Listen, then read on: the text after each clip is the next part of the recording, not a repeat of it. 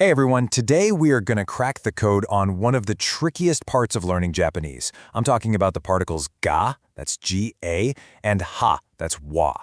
If these two little guys have ever made you scratch your head, you are definitely in the right place. And hey, you are so not alone. Honestly, getting the hang of ga and wa is one of the biggest hurdles for pretty much every single person learning Japanese. But don't you worry, by the end of this, you are going to feel way more confident. Okay, so let's get right into it. The big secret to telling these two apart all comes down to a super simple idea. Think of ga as a spotlight and wa as a headline. If you can just keep those two words in your mind, everything is about to get a whole lot clearer. First up, let's talk about ga. This is our spotlight.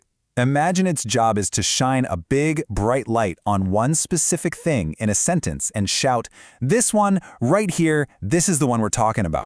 So yeah, the official textbook term is the nominative particle. But what does that actually mean?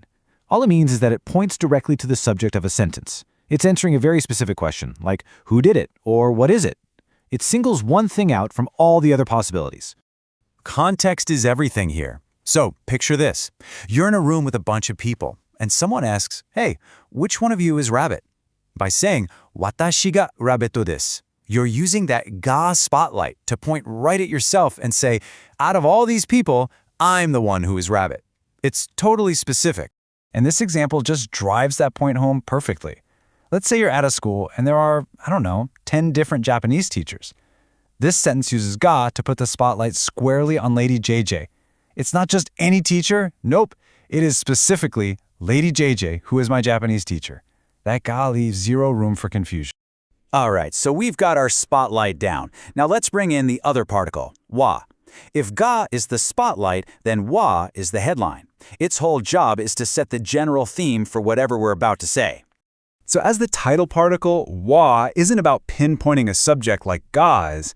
Instead, it's like it's holding up a sign that says, hey, regarding this thing, or as for this topic, it just sets the stage for the rest of the sentence. Now this sentence is awesome because it shows how wa and ga can actually work together. So, watashi wa ongaku wo kiku koto ga suki desu means I like listening to music. But inside this one sentence, we have both a topic and a subject, and they aren't the same thing. Let's break it down. Okay, look at how this works. Step 1, watashi wa. This sets the headline. As for me, it tells us who we're talking about in a general sense. Then step 2 gets specific. Okay, as for you, what about you? Well, the act of listening to music, ongaku wo kiku koto ga, that's the specific subject that is liked. See? Wa gives us the headline, and ga puts the spotlight on the subject. So cool, right? So now that we know them individually, let's see what happens when we put the spotlight and the headline head-to-head. You're about to see how the particle you choose can subtly change the whole vibe of a sentence. This is a fantastic comparison. With ga, when you say, Christmas ga tanoshimi desu, it's a very direct, strong statement. Christmas is the specific thing you're looking forward to. End of story. But with wa, Christmas wa tanoshimi desu, the nuance is a little different. It sets Christmas as the topic, as for Christmas, which kind of implies, yeah, you're looking forward to it, but maybe you're looking forward to other holidays too. The focus just feels a little broader. And here's why getting this right really, really matters. If you want to ask someone about lunch, you use wa, because lunch is the topic, the headline of your question. But if you accidentally use the spotlight particle ga, well, the sentence gets really weird.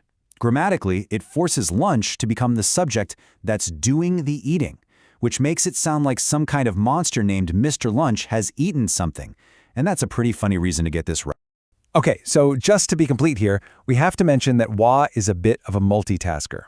Besides being our headline, it has a couple of other important jobs it does. So first off, it can sometimes fill in for ga to mark the subject, but that's a bit less common. The more important thing to remember is that you will always find wa in some really T-negative phrases. Like to say something is not, you use de wa arimasen. And to say you must not do something, you use a pattern like te wa ikemasen. So just keep an eye out for wa when you're dealing with negatives. And there you have it, the spotlight and the headline. With just those two simple ideas, you have the basic tools you need to finally understand the difference between ga and wa. So, you ready for one last challenge? All right, take a look at this sentence. It uses both particles perfectly. It says, as for me, out of all the events in the year, I like Christmas the best. Everyone, as for Christmas cake, Have you reserved it yet? Did you see it? Did you spot how it works? Watashi wa sets the headline. As for me, then Christmas ga puts the spotlight on Christmas as the one specific thing that is like the most. And then in that second part, Christmas keiki wa makes the cake the new topic, the new headline. It just flows beautifully. So really, the next time you're trying to write a sentence in Japanese, just ask yourself, do I need a spotlight to point out one specific thing? Then use ga. Or, do I need a headline to introduce the topic of conversation? Then use wa. It's a subtle difference, but it's super powerful. And now, it's a distinction that you totally understand. You've got this. Thanks so much for watching.